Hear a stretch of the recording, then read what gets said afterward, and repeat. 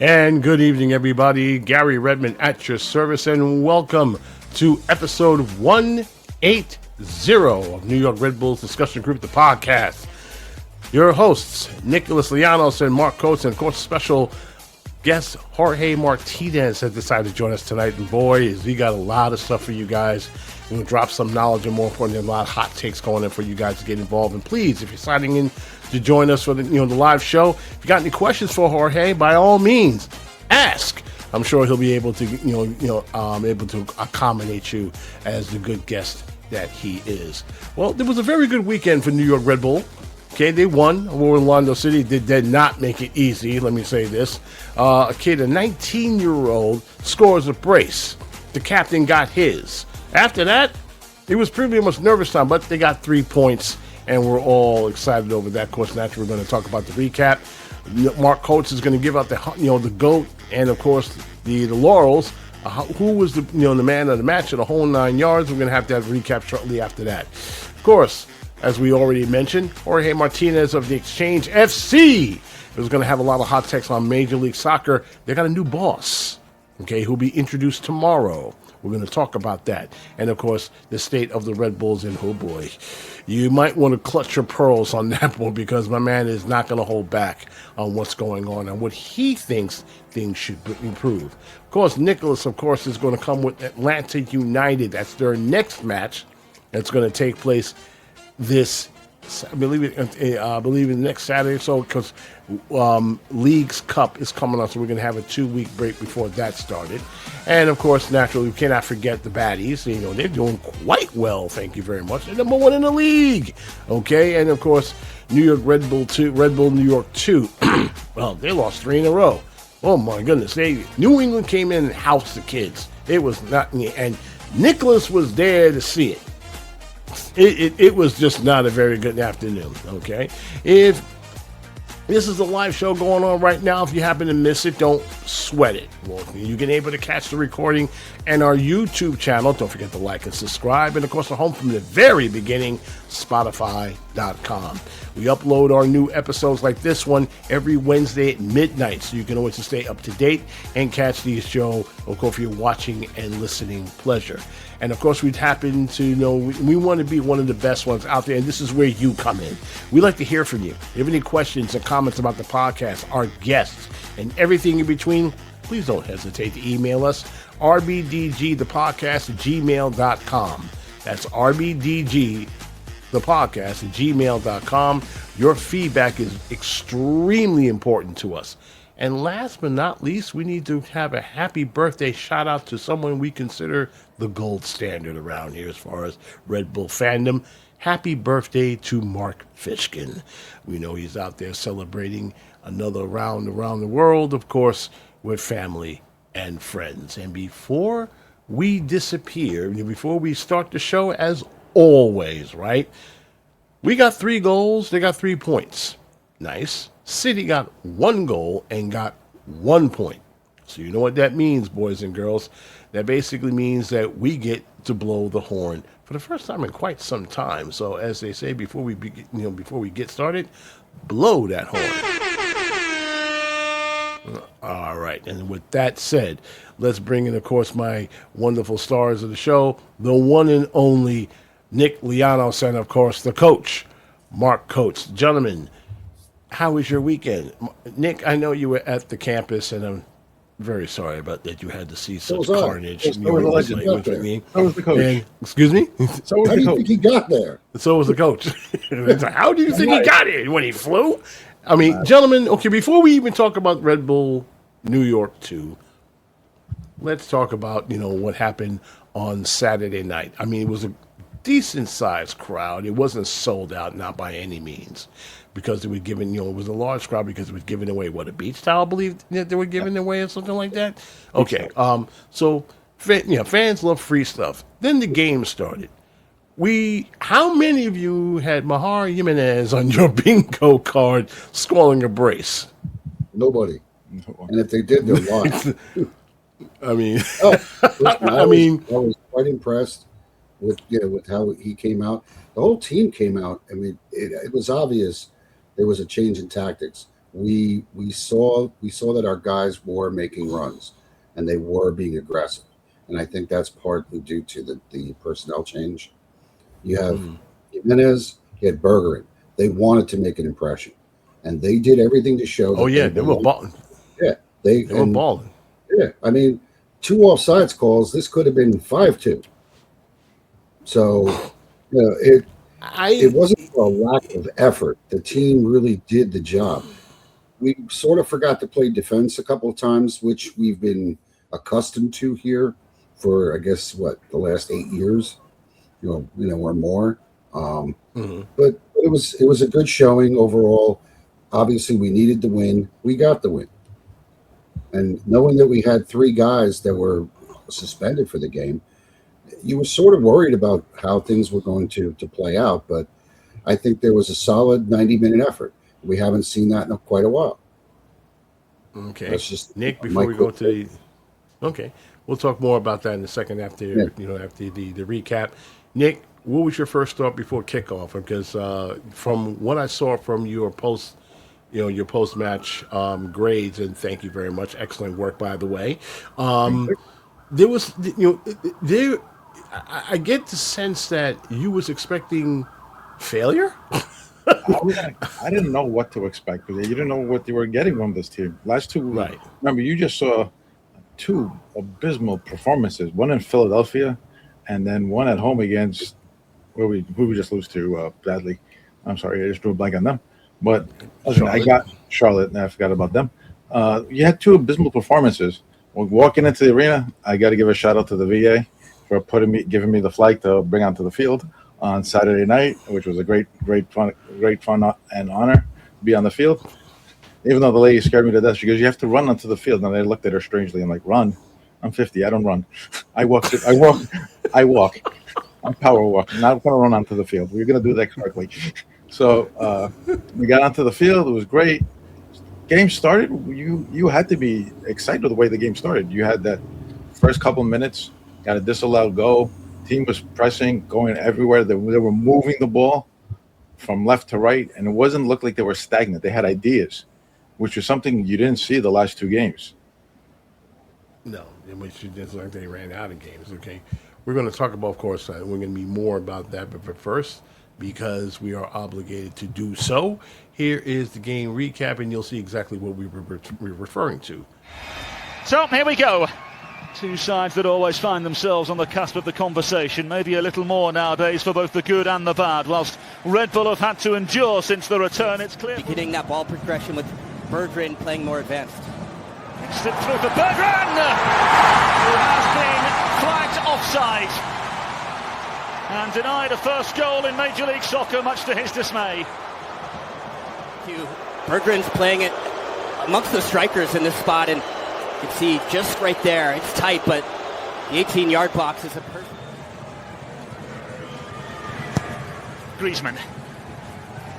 Goalkeeper got a piece of it. Atuesta got all of it, and very nearly found the opening goal in some style. Bergeron has been very lively since getting the opportunity here today. Hall. It's opened up for Julian Hall. Using a smart save from Maxime Crepeau at the near post. And Red Bull make this one count.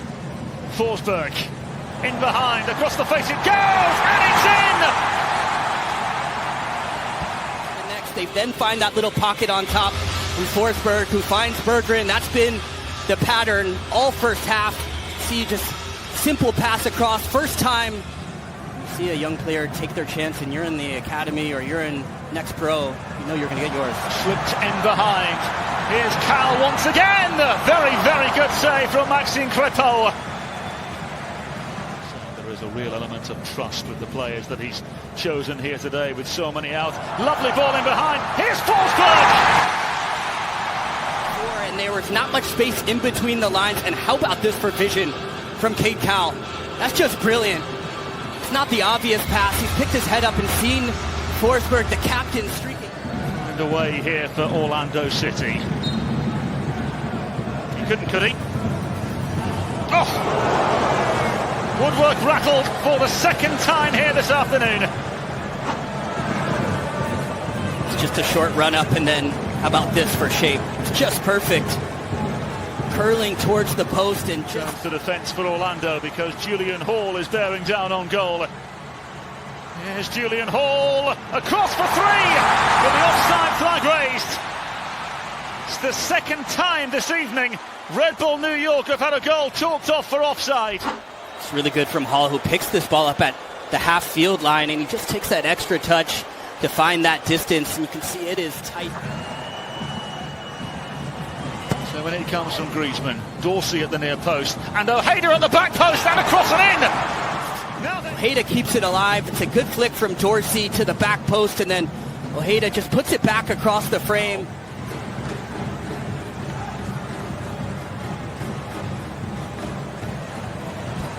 Oh, then a chance for Cowell once again. Cowell across the face, and Jimenez again!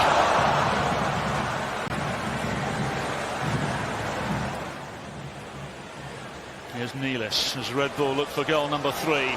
Maybe they'll find it on this occasion. Ryan trying to defend. Here's Cowell and Jimenez! How your chance is going to come, but it almost doesn't matter. It's what you do when it arrives, and credit to Kate Cowell, has been excellent tonight. Lovely weighted ball into the path of Spicer, into Griezmann, and Dorsey will follow up and finish. Just feathers this one in. Spicer takes it first time. Griezmann unable to get to it, and then it's the right back bombing forward, the converted striker. Give Griezmann the ball anywhere around that penalty spot, though. I'd love to see him be selfish there. Here's Griezmann into the path of Tyrese Spicer. It's a very, very good save at the near post. It's difficult to see if Horvath actually got a touch to this. It's a great ball from Griezmann to release Spicer, who strikes it low. And now they throw it down the other end. Sofo into Julian Hall.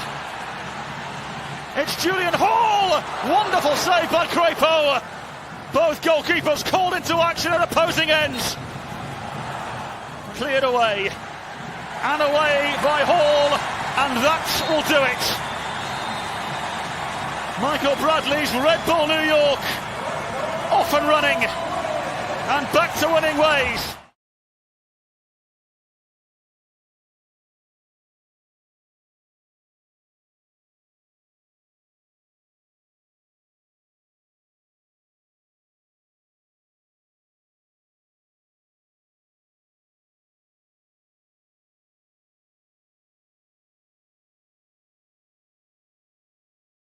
To score brace in their course in their the MLS debut. Give you two guesses who was the first. Mr. Jimenez. Yep, okay, Mr. Jimenez it was the first.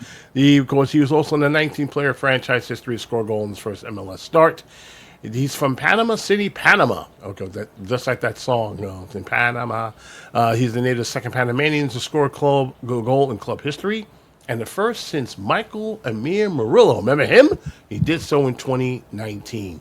He's also he's a forward, of course, as you know.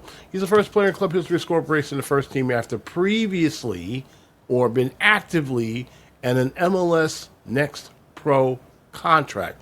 So, for all intents and purposes, boys, he's coming. Okay, so where do you put this kid, this wonder kid? I mean, do you keep him on the staff? Or do you keep him in the roster? I mean, what can you do with him? Because his talent is out there for all the world to see. He was in the right places at the right time, and he was just, simply he was all over the place. I mean, he definitely made problems for Orlando City. But there was something, Mark, that you noticed. That was a great first half.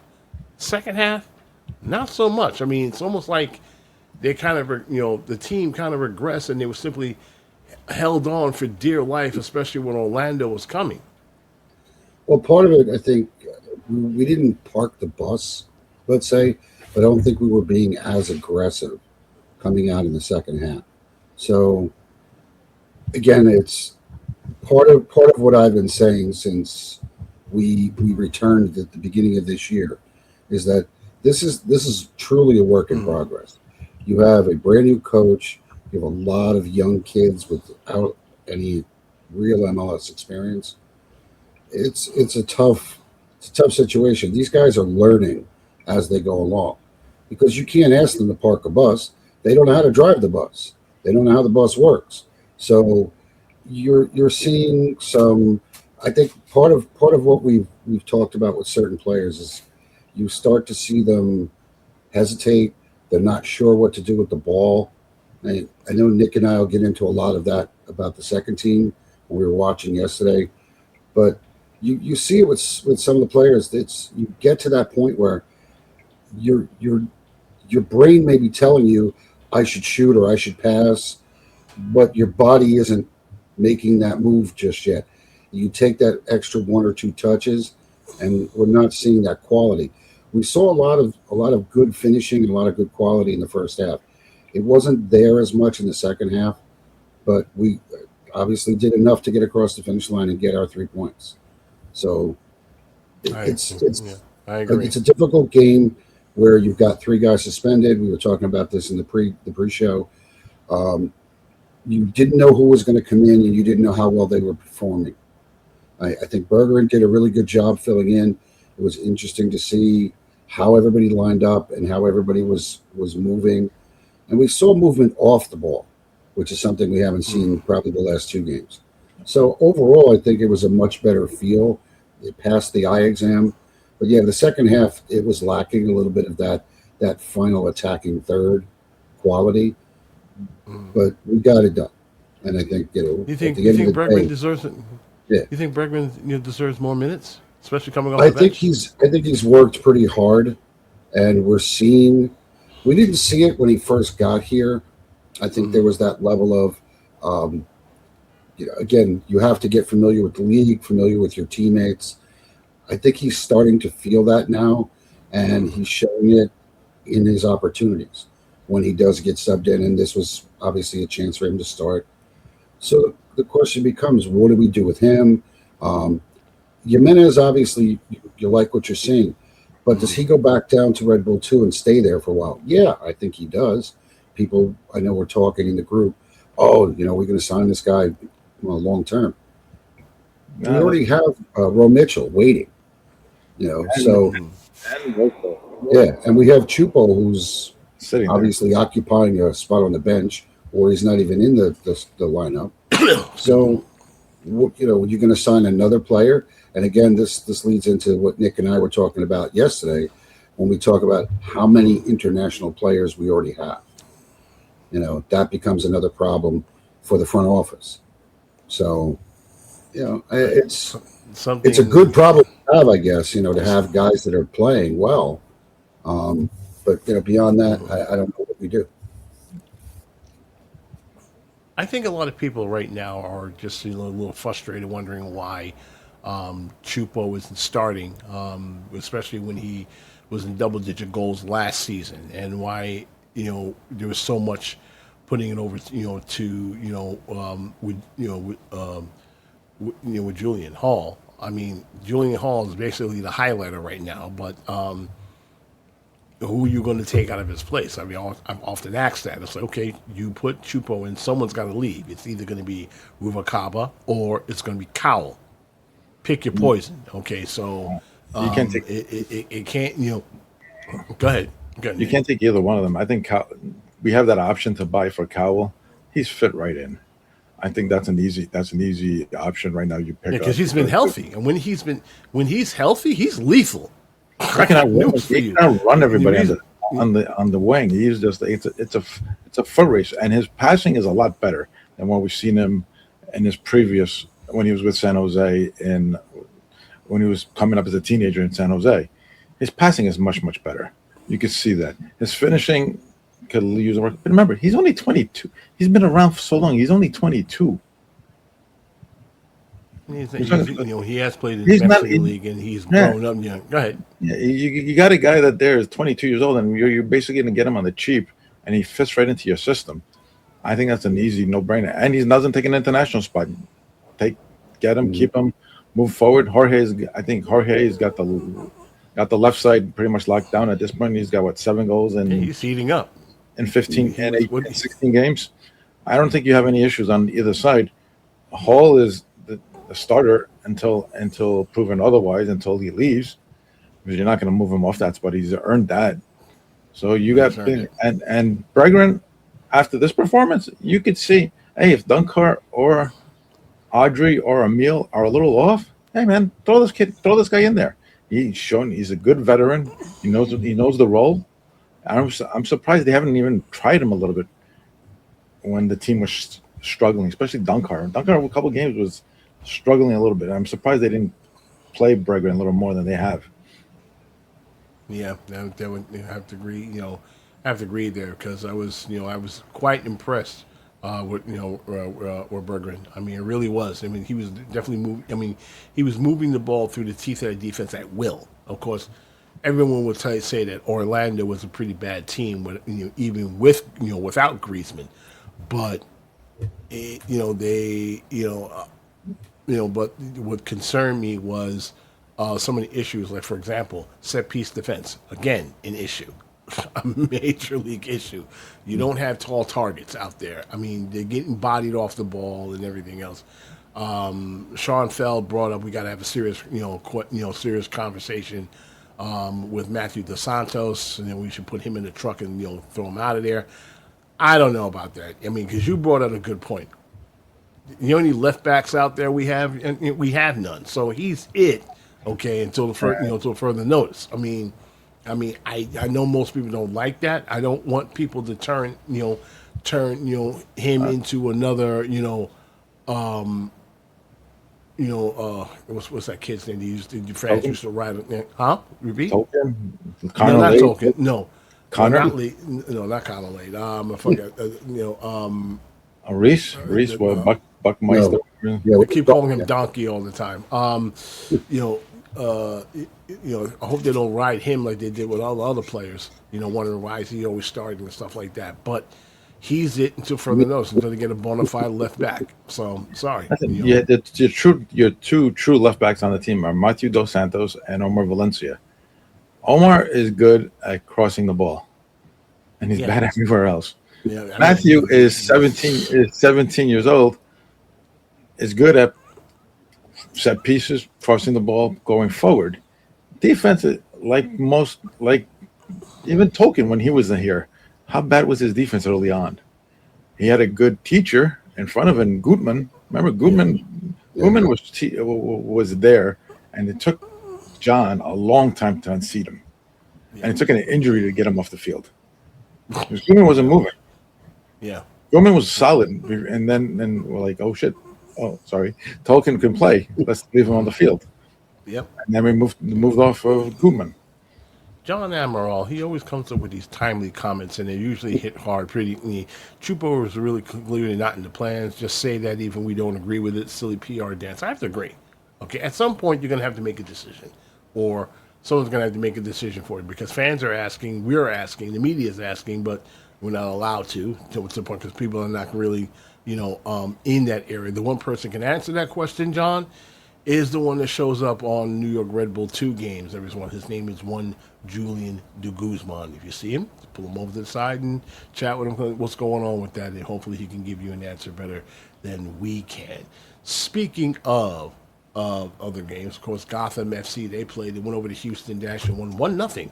Kerr, ever since they signed this woman, guys, she's been finding the net left and right. Okay, I think she's going to be now the heir apparent now that Esther Gonzalez has taken a leave of absence. It's basically her striker role until further notice, and she's done it before. Okay, she came in the league like Gambit. You remember, she was scoring left and right. So she comes back home, come back to the team that she's very familiar with, and what do you know? She's picking up where she left off. She's slaying defenses left and right. The next game for Gotham FC is this Friday. Okay, it's a Friday night game versus San Diego Wave FC. And, of course, we can't be remiss. We have to talk about New York Red Bull. This is the problem they have when they switch names. Red Bull New York 2. They took on New England Revolution 2. And, oh, boy, this was a bad night. Okay, Baptiste, he got his. Morgan scored twice, including a fantastic highlight goal in the 28th and 49th minute. Segura got the 46th. The lone tally got one for pride. I mean, but when you look at the shots, right, guys, I mean, we looked at we last saw this team. They were posting 5-goal wins, right, left and right. Since then, they've more than slipped on the banana peel. They've lost 3 straight. They are outside the playoff line. At what point do you go, all right, Dennis Warhart, you go, okay, what's going on with your squad? You're winning and now you're slipping. Okay, what's going on? I mean, Nick, Mark, you were there. Did anything scream out at you that something was very wrong other than the final score? Our center backs were. Where do we start? We're just handing the ball away. We had first teamers that came down and didn't want to be out there, and the energy level was bad from the beginning. You're looking at it, and me and Mark kept looking at it, and Fernando was next to us, and Fernando was looking at it, he's like, something is off. I'm like, yeah, this is gonna get ugly quick, and it did. And next thing you know, It did. goals left and right. And the second goal, we just handed to them. The first one they earned. The second we misplayed the ball, handed the guy a clear breakaway, and he shot it right into the corner. Third goal, we whiffed, trying to make a clearance. First minute into the second half, and the guy goes, "Oh, thank you for the mess up," and we'll just take it. And the fourth goal, I never seen but 2 defenders just decide to turn their back as the guy was shooting. He just both turned around and split the middle, and gave him the angle for him to shoot. And I turned to Mark and I'm like, I think we've seen enough for tonight. We can go home now. we didn't. We stayed till the final whistle, but yeah, there were moments during the course of the game where the 3 of us were sitting together, and we're just shaking our heads. We weren't hearing, because that's the one good thing about being at MSU. There's not a lot of noise, so you could hear the players. There just wasn't a lot of communication. These guys, and especially you had Valencia playing on the left side. Rojas kept just looking at him going, what are you waiting for? Valencia, 4 or 5 touches coming up. Just Rojas is there, and Nick is laughing, but I'm like, why is he not passing him the ball? We just kept looking at each other. Are they going to pass it? And then Rojas got into it with New England after the score got out of hand. Out of hand. I was like, and he lost his hat. I mean, the first one, I'm like, all right. The first one he got away with. He got 2 talking tos, and a ref gave him 2 talking tos in the first half. You got 2 of them. You were going to get a card if you did something dumb, and he did something dumb. A clear foul. He shoved the guy in his face, and he still got away with that one. I think he should have been thrown out of that one. And then he just completely lost it on the sideline, took the guy out. I'm like, all right, this guy's gone. And he's looking for a fight too. I'm like, dude, you lost control. What are you doing? He shouldn't see the field for a while until he calms his butt down. And yes, Marcel, you do get free Red Bull 2 tickets if you are a seasoned subscriber. You get them for free. So for everybody else, I think you pay $10. $10, which is a great deal. And $8 for parking. $8 for parking lot, and $10 for the tickets. Ironically, I wouldn't have had to pay for parking, because when I didn't even scan my receipt. The gate just opened. And we drove out. I was like,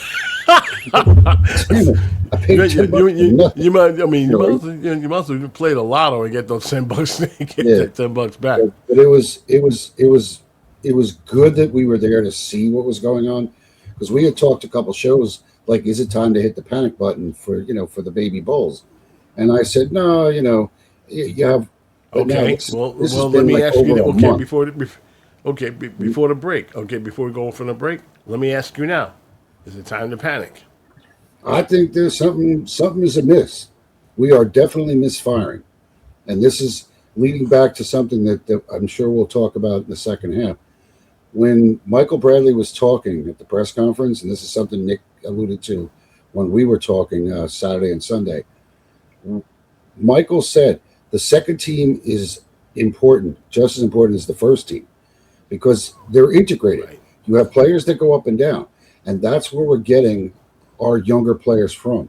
So what Red Bull 2 does is important. To the fans' detriment. The fans don't want to hear that, but realistically, no.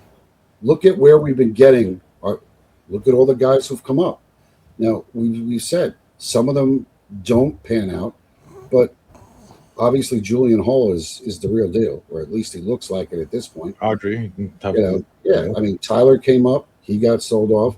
John Tolkien got sold off. We're going to have other players. This is just the natural progression. Every team in football, this is how it works. Does it? They get kids. They come up. They might not ever make your first team because your first team is way above and beyond where MLS would be rated.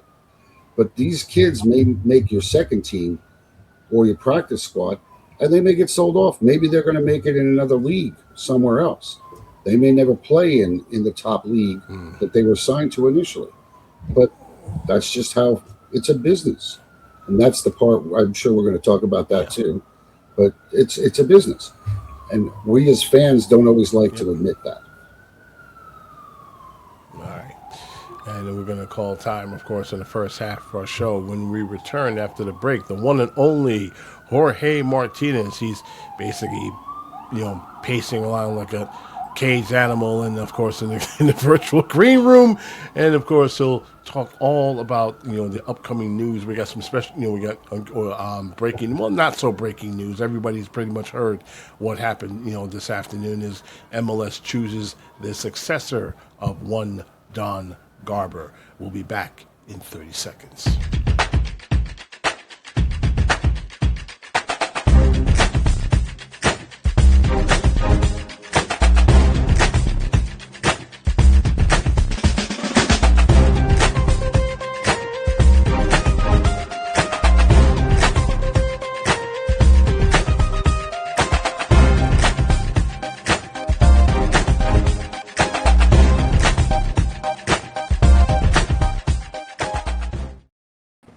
Okay, the gentleman, of course, just below me, as you can all see, needs no introduction, but I'm going to give it to him anyway. This man is the head man of the Exchange FC, and basically what they do is they go around exchanging jerseys, if I'm not mistaken, and of course good vibes to just about everyone in the soccer world. This man is the real deal, like he was here last time, ladies and gentlemen, the one and only, the incomparable Jorge Martinez. What's up, brother? My It's been man. a while. How you doing, man? Uncle Garry, thanks for having me back. Nick, Mark, I love it. I'm What's up, glad to brother? be back, man. I'm excited. Excited? Okay, You look before excited. we I wore my even... red today. I even wore my red. Shout Hey, out I to wore my Nick. Rush today. This is my old man t-shirt. See, I'm an old man. I got Listen, this from I know my it's son. He gave me this. non-Red Bull related. I took my son to see Rush on Thursday at Madison Square Garden. Nice. I was one of the younger old guys at the concert. So he had to be one of the youngest. Younger old guys? How Dude. does that work? Dude, they made the comparison that Rush fans are a lot like, or there's a similarity to Rush fans and Taylor Swift fans. At a Taylor Swift concert, you see moms with their daughters. At Rush concerts, you see dads with their You mean the sons. Swifties? Yeah, well, they call us Rushies. Oh, okay. So, but the other joke, I saw somebody post a video. The line for the men's room was about 150 guys, and there was no wait at the women's room. Why? No women go to see Rush, which isn't really true. There's a small, but yeah, we had a blast. I've been to Secaucus twice this week. I went Thursday to go into New York, and I went Sunday to pick Nick up for the second team game. So, All right. we definitely saw some football this weekend. So. And speaking of Let's football, go. breaking Let's news go. coming out, from the camp of Major League Soccer. It's pretty much old news at this point. They have chosen their new commissioner. Ladies and gentlemen, please meet Larry Berg. Now, if you probably have heard from him before, this guy was the co-managing owner of Los Angeles Football Club, LAFC, and he was the co-chair of Major League Soccer Sporting and Competition Committee. So he was working with the league until he got the top chair. He was selected during a comprehensive succession planning progress led by the MLS Board of Governors, with Korn Ferry, CAA, the Miles Group, serving as advisors throughout the entire search. Now, Berg, of course, will be officially introduced tomorrow at MLS headquarters in Midtown Manhattan and assume the role of commissioner on New Year's Day, January 2027. Now, as far as Garber is concerned, he's going to continue to serve as commissioner to the end of 2026 before transitioning to the role of chairman in 2027. Chairman of what? Ensuring a seamless leadership transition as MLS enters one of the most significant periods, of course, in MLS history. So I'm going to start with you, Jorge. When the news broke out that this guy was selected, what was the first thing on your mind? We're talking about an owner, co-owner of a club, and now he's the commissioner. Did that kind of made you pause for a second? You know what? I think if it was in any other sport, I would have said yeah. But being that it's soccer and it's involved with FIFA, it's something that doesn't surprise me at all. But I also think that he's the right person for this gig. He's come from a place where, like I mentioned before, LAFC came into a market that was already dominated by another LA team. Correct. And created an amazing culture who has won, brought some players through those doors that were great. Didn't really get into the whole scheme of buying the older guy to come to sell jerseys. Kind of just done it and been doing it with a good group of guys. So I kind of dig it. I just think that the timing of it may be a little crazy. But it could be good. I mean, I would think that now that the schedule change is going to happen, I would think that somebody like this would initiate, I hope, next the spending. I think now that you're on the same schedule as everybody, you let everybody break the bank, we could start bringing players in and start making this thing a little more competitive. Okay. Do you expect his transition? Of course, it's going to be smooth either way. But a lot of fans are going to be pointing fingers at him and wondering, okay, what are you going to do pro rel? Okay, you got the schedule. Let's bring in pro rel right now. I mean, it's been long enough. What are your thoughts on that, man? I mean, because I know you and I spoke about this lots of times, and in some cases we butted heads over it. But I wanted to hear your thoughts on the record. So, pro rel is obviously something that everybody wants, right? Yep. The fans want, because the people aren't invested. You're only invested a couple $100 for the season, right? So the bigger companies, I would say, aka teams, the Austins, the Torontos, the Montreals can't go for that, because you've already had so much money invested in these teams that now you could possibly go to a second division and lose people going. People already aren't going to places. Now change the schedule where people are going to be expected to go when it's freezing. So, like, you add that into the mix. You add into the mix that, a team that you've been rooting for is going to be in the second division playing who? The only way I could see this happening in a crazy, diverse, upside-down, Stranger Thing world would be if USL, for some reason, were to grow a set and come to the table with something where they are all the lower division. So then that becomes something where, oh shit, now this is real. You're playing in smaller stadiums. That's really relegation, kind of like it is in England. You go back to playing in backyards in little towns. You know what I mean? I don't think that right now where we are in the MLS, people are scared to make this kind of the owners are scared to make this kind of move. I personally think that scared isn't a word I would use. More like fiscally fearful, because you're right about one thing. Okay, if a team drops from the first division, Premier, or whatever the case may be, and drop out of sight in the second division, you lose stuff. Okay, you lose the TV deal, you lose all those high priced players. They ain't staying around for second division stand. They're gone. Okay, they're already looking for other clubs. Okay. And your attendance is not going to mean you're not going to be pulling in much revenue as you did when you was with MLS. So, I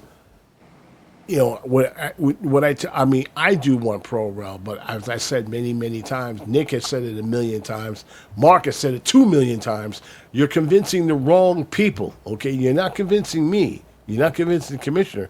You're convincing the other 30 owners and operators, especially the ones that you just mentioned, okay? We're not talking about the companies that have deep pockets like Red Bull and such, right? We're talking about, for example, Philadelphia Union. I mean, they're not owned by a multi-billionaire or conglomerate or whatever the case may be. Austin FC, Austin FC.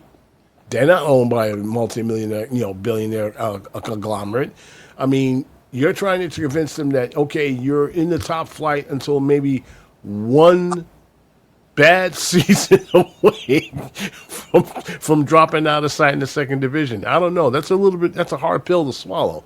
Nick, your words, man. What are your thoughts on this, man? I think my opinion is you're not going to convince these owners who want financial gain. They're not in the game to make soccer better. They're not. We've gone over this 20 million times. They're not here to make soccer better in the country. They're not. You could see it in the way they still have limitations on roster assignments. And still, the league still controls the contracts. It's not individual teams. It's the league. That needs to go first. I think that's something Jorge, that's something that needs to change like immediately. If you're going to start spending money on ballers, right? And we're not talking about megawatt stars or anything else. Like, for example, Mbappe coming over to Major League Soccer. That's not going to happen. Okay, that's not going to happen. But we're talking about solid ballers, right? We know that they're hanging out in the second division in every league out there. Bring them in, try them out. Let's see what But I think fans would go with that, and maybe a superstar or two in every roster, in the league to bring some little bit of stability. How they're going to do that, I don't know. I mean, there's something you and I talked about. Like, how are they going to do this? How are they going to pull this off? Because after the World Cup, I hear this on the interwebs a lot, Mark. It's a letdown. I mean, this one guy was just doing a campaign on X, right? Don't watch MLS. It sucks. You go watch the Premier League. I don't know. I think this guy was a shrill for the Premier League. But this is our league. This is our first division. Whether we like it or not, this is it. Okay?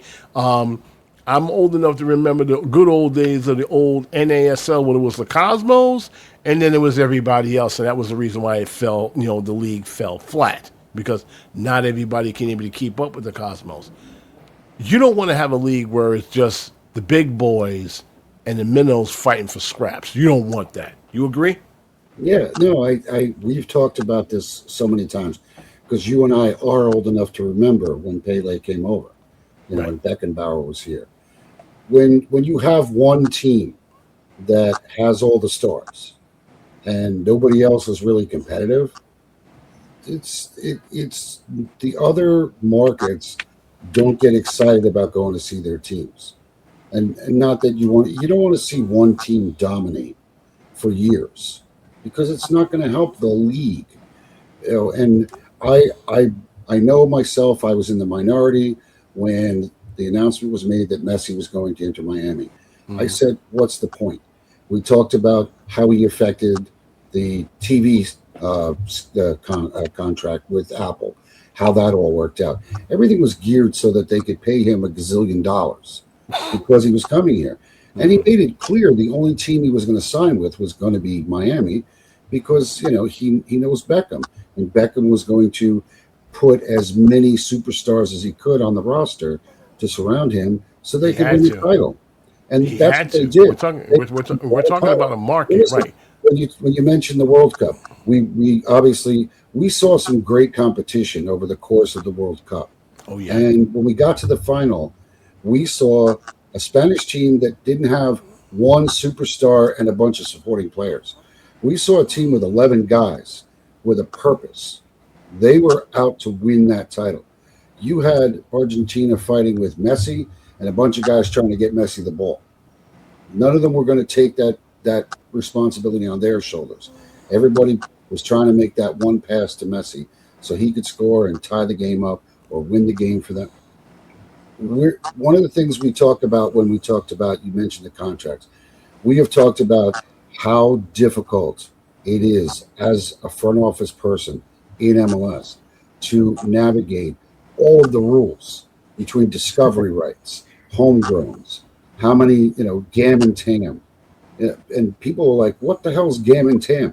If you don't know and you don't understand how the salary breakdown works, and yet every single check is written by MLS. You might negotiate the contract over in Harrison, but that paycheck comes from 34th Street, in New York or Fifth Avenue. But that's where everybody starts to, I don't understand. It's a business. MLS is run, and they have this protective dome that they've had since we had the first almost collapse. And they haven't taken the training wheels off. Nobody wants to do it. I think that the time has come. We need to see a much larger increase in the salary cap. The other thing we haven't mentioned either, we talked about the baseball possible work stoppage coming up. The Players Association for MLS are going to be negotiating a new contract as well in the not too near future. We're going to have to see changes. So whoever becomes, this guy Berg is going to be our commissioner. He's going to be fighting the situation with the owners, how they're going to take the idea of the new schedule change, how they're going to adjust to new salaries, whatever the new rules might be. And then the Players Association is going to have their hands out going, yeah, you need to pay us. You need to pay us more. So this is going to be an interesting, let's say, year and a half. George, do you feel that in some cases what Berg is fighting, like he's going to be fighting a battle in now like 6 fronts right now? Say you're the new commissioner, okay, and you've just been instituted into the league. You're the new guy. What is first and foremost on your plate that you need to clear? The first thing is, we talked about it off air, is the paywall situation. I think they need to make it for everybody. I think that during this World Cup, Mark just said something about having 11 guys. I mean, I have to kind of disagree because they have their Ballon d'Or guy who won the Ballon d'Or, have Lamine Yamal. They had a very great squad, and they only let up 1 goal against a dead Belgium team, right? So they were a great team all around. But I think that in this World Cup, what we got out of that I kept hearing was pay to play, right? So they were talking about. I was a victim from it, but I was a kid, but I know, Pay to play was like a big conversation. And in my head, I'm like, yeah, pay to play is one thing. Pay to watch is a whole nother thing, right? Especially for a place where you're still trying to make people fall in love with it, right? So I think the first thing that you have to do is make it accessible for everybody that has anything to turn on the TV. Even if you're still putting a fork in and turning the channel and playing with an old TV from the 80s, if it goes to Channel 5, you should be able to watch whatever's on there. And it should be your local club, whether it's NYC, whether it's the Red Bull, whether it's whoever it is locally in your town. That's who you should be able to see for free. I think the first thing of business is getting rid of the paywall. That's the first thing I think you have to do. You have to do. And then also, I like the initiative that some teams took during the season last year and this year. Was kind of like the first time on us for free. I think people need to start to invite their locals to their stadium, and there has to be a way for you to bring them in. They're going to buy a hot dog. You're going to make your money some way, right? Red Bull had something like that in the past, and they dropped it. I said that was I told them you needed to bring that back. I mean, that did boost attendance, and then bring a friend and get a discount on top of it, like on merch or whatever the case may be. But that's something that Red Bull had in a while. When you brought in some friends, you get a discount, for bringing in friends, stuff like that. And they dropped it. I mean, they need to start to reel people in, man. And even like the giveaways, dude. When I was leaving the game Saturday, I'm walking and I saw a guy, no lie, with a garbage bag full of towels. And I said to myself, bro. And he was like, it was free, puppy. Because I went up to him, I was like, bro. I was like, this kid's walking around with no towel. In my head, that's what I thought. So I went up to him, I was like, bro, those are all towels. Like, it was free, puppy. I'm like, what? I'm like, nah, big. This isn't what it's supposed to be. And I commented, I think somebody in the page asked, like, does anybody have a towel? And I'm like, dude, I literally saw a guy leaving with a garbage bag full of towels. I'm like, that's not the way that this thing was supposed to go. No. Nick, I mean, Berg, of course, is a part owner, now come commissioner. Do you have any misgivings about that, or that doesn't bother you? Listen, I am Greek, so we had our owners run our league in Greece, and that's been always a train wreck in itself. But that's because we're Greek. But listen, they need to come to an. I think the two things which need to come to be resolved quickly. The Apple TV deal did not work. Yeah, I think they need to come to a complete understanding. Said, okay, this didn't work. This didn't work. Do you think this should be the last year of the Apple TV and then focus on another outlet? Well, they remember we were supposed to go for another 6 years, but we're just going after the one spring fall season, and that's it. We're done. They're doing the mini season. They gave them very little. I think they're getting I think the league's getting 150 million for that. That's it. Yeah, it's very little, and 275 for the following year. Exactly. I mean, a lot of I don't know, it was a whole lot of smoke and mirrors, or maybe people misunderstood this, but folks were thinking that this was going to be more. But no. When you mention those numbers, George, and everyone, that's the first response. You go, that's it, that's all. And the league is paying for the production part. The league is paying for the production part. So basically, say we're just making a round figure, $100 million. We're basically covering the first 30 of it. So each team you can divide $70 million amongst 30 teams. That's what you're basically doing. You're not getting that's the other part too. Like when we watch the games on Apple TV, some of the production work and stuff is done right here, regardless. And the commentators, they're not at the stadiums. They don't travel like they used to. Not all. They're doing it from the studio. Right? Not all. I the first time I ever saw that happen was with the Rangers a few years back. I think during COVID, when they started covering the games, the away games. They didn't send the announcers out to the away games anymore. They had them in the studio at the Garden, and they're just watching it on the screen and calling the game the same. I can't tell you. Yeah, what I can't tell you, Mark, the voices you heard during the recap, Callum Williams and Kalen Carr were at the stadium. So they were definitely there. But they do travel in some cases depending on the game. But you're right. The production has really taken a step back. That's what, not as much where you think it's like kid quality, but it is noticeable. I mean, it has. MSG's coverage of the Red Bulls was much better than what Apple TV does, and I think it's because Apple just has the generic league production. It wasn't. You don't have the people that cover the template. Yeah, right. And it's not. You're not like we had Cangelosi for how many years? Doing the play-by-play. Steve knew the team. He knew the players. He knew he could take the temperature of the room. He knew exactly what was going on. Let me ask you this, because let me ask you guys this, because we're running on a show. George, I'm going to start with you. Does local broadcasters make a difference, in the quality of the production of the game you're watching? Sort of like baseball. You knew who your voices were. You knew, who the guys are doing play-by-play, who's doing the analysts.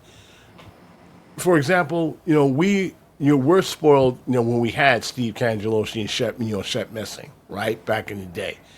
Now, of course, our regular, play-by-play voice, is, Matt Harmon and, of course, Steve Jolly. You barely hear these guys, okay, unless you tune in exactly, where they should be. But, my question to all of you, does that make a difference as far as the quality of the broadcast? Go. So the way that we do it here at my house, so we did it during the World Cup, we watch it in Spanish, man. And that is a completely different ball game. The simplest pass sounds like the greatest thing you've ever heard in your life. I think that the American announcer is very Cade Cowell passes the ball to Rubalcaba and he scores. It's so generic in every sport where somebody scores a goal like that, even in hockey. So you're missing passion. right? You're listening to. So we listen to it. We watch it in Spanish. Even here, the MLS, when it's on here, it's on in Spanish. I do think they need to do a better job of having a player for each team be a part of the broadcast, an older player. So, for example, we have BWP that's like on MLS, right? He should be a guy that's on with, say, a Steve, right? And them two were talking about the game, talking about the Red Bull. One guy was originally invested in a different way, played for the team. One was invested behind the camera on the microphone, learning about the team. And the conversation would be good. And everybody kind of knows that everybody that you're watching, at least on the Red Bull side, are on the same page. You know what I mean? We're all on board. The same with like a New England. They have like Charlie Davies and somebody else. I think that's always the good combo. I just feel that when it comes to the American analysis, it's very dry. Yeah. It's very dry. It's very simple. It's just the last name, the first name, simple conversation. Sometimes it's quiet. And I'm like, what is that? Like, and then you just hear like a last name pop up. And I'm like, whoa, what's happening? Yeah, but that's the American thing. It's the idiot box tells you what's going on. So you don't have to really say anything. And some announcers don't want to overhype the action on the field, which is great. But MLS, when they switched to Apple TV and got rid of all the local feeds, you had 60 guys basically unemployed. You couldn't figure out a way to get maybe interchanging some guy as like basically instead of a sideline person, who knows like basically a third man onto the discussion, basically knowing what's going on with their teams. I think they missed the boat there because look, NYCFC had what's the guy's name? I forget. He's Ian. He's very good. I liked him as a. He still does some EPL games now, so he was very good. They cut him. They didn't just cut him out entirely. They cut him out entirely. that made no sense to me. That guy is legit. See, Cangelo is a great play-by-play guy. But now you're telling me you can't get one of these guys to cover the team on a roving basis to know who to speak to on the broadcast. Man, and it's funny you mentioned the Spanish broadcast because I watched the vast majority of the World Cup games through Telemundo, and I don't speak more than 10 words of Spanish, but just listening to the English broadcast was so depressing. Yeah, and I like I said, we love hearing the long goal, score, when it's scored. Yes. But there's passion.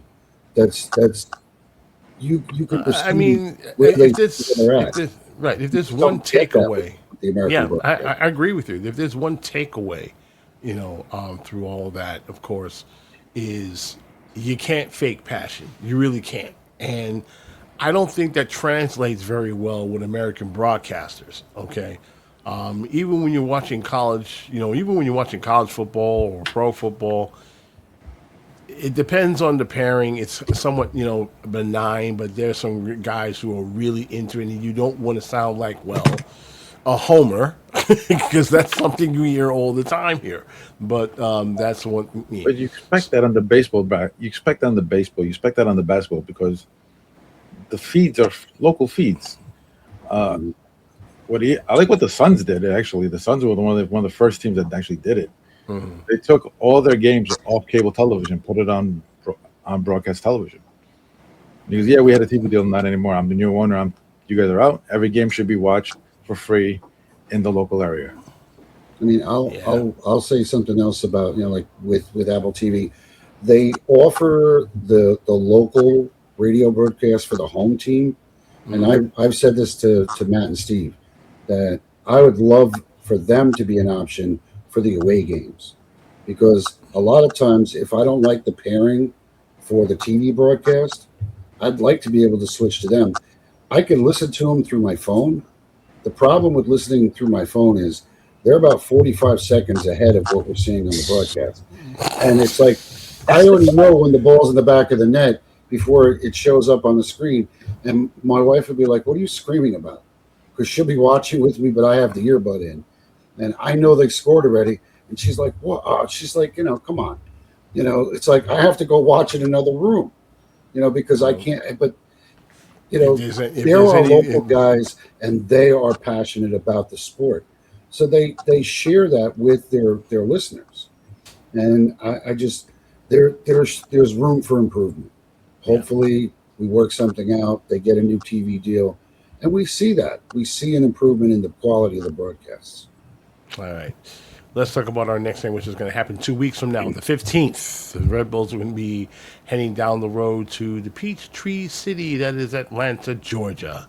And they take on, of course, Atlanta United. It's a very short series, of course, as you know, head-to-head all-time league series, 10-2-6. But over Atlanta, 4-3-3. This is going to be their 20th all-time meeting. Their last win down in Atlanta was a 2-1 victory on August 17th, 2022. Real quick, Nicholas, tell us about the story of Atlanta United. They had, they were bringing back Tata Martino. They were bringing back a lot of their stars have been detained in 2017 when they won MLS Cup. It did not go so well. What's going on down there with the Five Stripes? And every time I hear that name, I want to reach out and strangle somebody because they copied the look on the Metro Stars and made it theirs. But I'm good. I'm good. I'm good. I'm good. I'm good. Yes, as you brought up, Tata Martino is back for a second stint with Atlanta. Not off to a great start. He's got 3 wins, 12 losses, and 3 ties for a massive 12 points on the year, enjoying last place in the Eastern Conference. After he was his last 2 gigs. I got a bad feeling about this game. Every time we Mexico, remember he bombed the bottom of the table. It does not go very well. He bottomed out with Mexico, and he had that little 1 year with Miami, which they won the regular season, and then they lost in the playoffs because the team basically thought they won the regular season and were on escape mode because we had to play playoffs. What's that? Whoops. Well, we had the biggest upset of the playoffs until Atlanta United said, "Hold my beer," and knocked out Miami. Hold my beer. Oh my God! For the season, they have 19 goals for, 33 against, so basically 1 goal a game. Miguel Almiron has 3 goals and 3 assists. Aleski Miranchuk has 5 goals and 4 assists. He's the 2 stars. There are other stars they just sold a couple weeks ago. Emmanuel Latte, we just loaned out to Berlin. Saba Lobazinze got sold to St. Louis. They've never replaced Mr. Golzan, Brad Guzan. So they brought him in from Argentina. Lucio Hoyos, he's been bad. He's been given out of the 17 games, he's given average 2 goals a game. They brought in two goals. They brought in 2 brand new center backs to help them shore up the defense. If you saw their last game, which was in Philadelphia, they were down a man since the 33rd minute, and they were up 2 goals until the 75th minute. Philadelphia scored a goal in the 75th minute, made it 2-1, and then they conceded 2 goals in the last 2 minutes of extra time. Crazy. One to tie on a great header by the kid Pierre that scored against us, and then they just threw it into the box, and another header into the box, and they're down, and they go from 2-1 walking away with a good win to going home with nothing in the pocket. They've been winless. They're winless since May 3rd. 6 losses. Since May 3rd. Trap game. Yes, this screams like you know too well what 6 that means for us. 6 losses, 2 draws. Since the restart, they've played 4 games. They've played an additional game. 0 wins, 1 draw against Charlotte, which they actually came back and they were down 2-0, and they actually tied that game on the road in Charlotte. And then they have the other 3 losses. Once to Nashville, which was respectable, and then the game against Philly. They got eliminated for the Open Cup 4-1 into Orlando. They were not invited to the Cash Grab Cup. Either were we, because both of us didn't make the playoffs last year. So right. Mr. Martino has a lot of work ahead of him. He's got 2 open DP spots, which they need to address because the team is. I don't want to say they're bad, but they're complete. Supposedly they're trying to get Lukaku. He wants to get Lukaku. He wants to get a couple other guys, but the Lukaku's got like a list of 6 teams going after him. One is NYCFC, and one is Ajax, and 1 team in Turkey. So I don't know if he wants to leave. I don't think my he's guess, going to Europe. leave Europe. Right. My guess is he's going to, he's going to Turkey. They pay well down there just for that, just being on sixth place. The last thing I'll say is, remember the great visual of Atlanta with a grass field? Well, you're going to be on carpet. Yeah, back to the carpet, because Atlanta can't have anything. Doesn't want to. The Falcons do not want grass field, so they're putting the turf right. The turf is back on in that stadium. So, and that's our old bugaboo number 2 besides that stadium. And that's how we're going to start on the 15th. So okay. One thing about that carpet is basically built for one sport, and that's tackle football, which means it doesn't give. Okay. I'm not saying the surface is hard as a rock, but I've heard players complain playing on it. Okay, they heard their knees rattle whenever they do hard runs. So the carpet is going to be gone. That said, my only main concern, going into this match, of course, you're going to have a week off before that, is that this team has a propensity, to play down to their competition. I don't know what it is. I've asked the coach about this. What is it about this team hysterically? And of course, Bradley goes, well, that's another, this is a brand new team. Yeah, but it's the same old problem. It seems every time you face the team in last week. Does anybody remember Montreal? We all thought that we were going to skate past Montreal, right? No. Wiki. Wiki says, remember, Wiki had his, remember me? I mean, you talk about a player that was pissed that he got traded to Montreal, and he wanted to take it out on the team that traded him. And we were all wondering, okay, you didn't score when you was with them all the time. Now you decide to score. I mean, this is, But you know what, man? Speaking of goalie, Nick mentioned something about Atlanta's goalie. With all due respect, everybody who's listening and watching, the goalie situation here isn't the greatest situation either. I don't know. Don't get me started on Mr. Ethan Horvath. I don't think we have enough time to talk about that. Nick over here has consistently ranked him low. Yeah, no one's been hard on Ethan than this man. Okay, I went a game in Montreal when we were sitting there watching the game live and in person. I'm like, please don't make the mistake. Please don't make the mistake. Oh no! Everybody, we all just looked at each other. Everybody together went, okay, 2-0. All right, you guys ready? You want to drive back now, or do you want to wait until the end of this? No, we got to wait for the poutine. Okay, we'll wait for the poutine before we drive back. Hey, gotta have the poutine. He's not the guy. He's not the guy. No, he's not. But he's still. We've been spoiled. Okay, with Carlos Coronel for all those years. We were spoiled, and then we didn't know how good we had it till he left. And I'm not calling Ethan a scrub, but I have never seen a keeper in MetroStar Red Bull history give up so many soft goals as he. I mean, goals that just defy logic and explanation. I'm like, okay, how do you have a goal? How do you have the ball go past you when you left and you didn't bend over to pick it up at any time? You just let it go past you.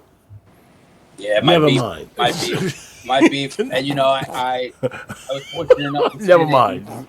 I was fortunate enough to sit in with Julian de Guzman at like a round table. And then off the record, I needed to ask him, was there anybody else? Because I had somebody in mind. When this thing all started, I said, I need to ask you. I said, Jules, not disrespecting. I don't want to ask you this recorded because I don't want people, Horvath, to feel bad if it ever came out. How was Maxime Crepeau not the first option for you? You're Canadian. Like, how is that a guy? He's the Canadian goalkeeper, starting goalkeeper. How was he not the first option for you? And he said to me, he was an option. We just weren't an option for him. And I'm like, damn, that would have been the game changer, I think, for this team. Yeah, because I think a lot of fans, whenever we're running out of show. I mean to cut you guys off. I think what a lot of fans tend to forget is that for every possible target that the Red Bulls identify, whether it is confirmed or not confirmed, players can still say no. I mean, we had a guy that was almost signed, sealed, and delivered, and at the very last minute, what happened? He didn't sign. He went to another club. People were like, how did that happen? I mean, it doesn't happen until pen is put to paper. Okay? This is why I don't trust rumors. I don't trust any of them that's on the internet unless I get something from the comms team saying we signed this guy. It ain't happening. So that's the thing that drives me crazy. It's, and it's not for the lack of them trying, as you already alluded to, George. They had a target. They had their guy. They said, okay, we want you, but I don't want you. It's like going on a date. You see the girl that you want, you want her, you want to put a ring on it and everything else, but she still has the option to say no. What do you do when they say no? You keep going, no. But that's how it works here. That's how. My thing was too. I still don't know to this day, or at least kind of real answer. How far off were they with Carlos number wise? Because the truth of the matter is, I think with this team, it would have been a different ballgame. But I don't know how off they were money wise, year wise. I don't know. I think it was a combination of a couple of things from what I heard. It wasn't just the money. Okay, it really wasn't money, because when you were losing, guys in front of you, your defenders and stuff, and they just simply pieced out. No player wants to ever hear rebuilding year. Nobody ever wants to hear that. Okay, nobody ever, no player wants to hear that. Especially when you put so much effort, right, into getting to a place where you can contend. And then you're going backwards with young kids? Nah, I don't need to be here. I mean, that's when dudes just simply walk, in my opinion. And that's why we're here right now. I give Julian this. At least he put together a squad up until first kick to make the team somewhat competitive. But I know he's not finished. I've talked with him many times on New York Red Bull 2, guys. He's not done. He's still looking for targets. He's looking for he's looking for people next season, because there's a lot of guys that's going to go bye-bye, okay, and they're going to have cap room, okay, and so we're going to see what happens from there. Plus, don't forget that new thing with the salary cap, that's instituted next season for 2027. So they're going to be big. If they're going to be big game hunting, that'll be the year to do it, and that's it. Episode 180 is now done and dusted. Man, Mr. Martinez, I can't thank you enough. Please do not be a stranger.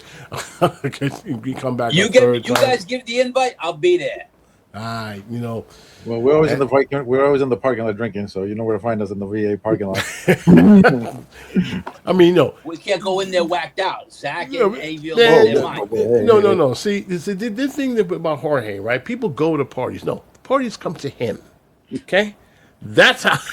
That's how. Party right there anyway. Just walk around.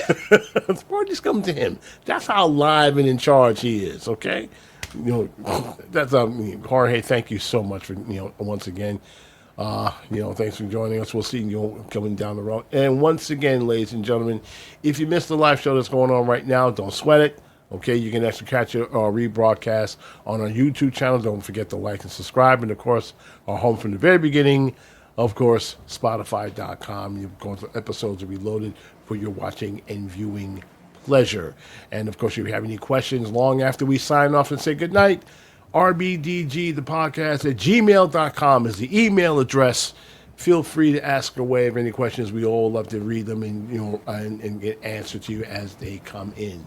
Our next show is 2 weeks from now. Lonray Badmus and of course the Viper, Miguel Nunez. He's going to be commiserating because he didn't get the job as commissioner. So I digress. I'm sure he's going to have a lot of beef about that. but sure, he'll have some words to make some suggestions over to the new commissioner and see how that goes. So our next game is 2 weeks from now. We will be joining you on that very Monday after. Until then, boys and girls, thank you so much for joining us the last hour. Good night and goodbye for now.